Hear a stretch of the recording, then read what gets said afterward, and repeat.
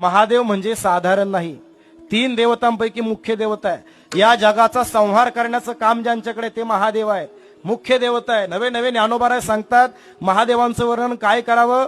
माऊली सांगतात या जगामध्ये तप करणाऱ्यांच्या बाबतीमध्ये महादेवांचा हात कोणी धरू शकत नाही। करिता तापसाची कडसणी कवन जवळा ठेवी जे शूळपाणी ज्ञानोबा सांगतात। अहो किती तपश्चर्या, हे संपूर्ण सृष्टी महादेवांची संपत्ती आहे, पण ती सगळी संपत्ती विष्णूला बहाल करून टाकली आणि स्वतः स्मशानामध्ये राहायला लागले। येण्याची क्षेत्र अभिमाने राज्य तजुनी ईशाने गुंती जाणोनी स्मशाने वासू केला।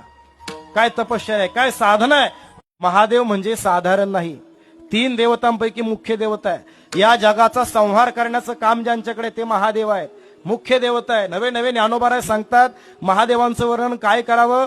माऊली सांगतात या जगामध्ये तप करणाऱ्यांच्या बाबतीमध्ये महादेवांचा हात कोणी धरू शकत नाही। करिता तापसाची कडसणी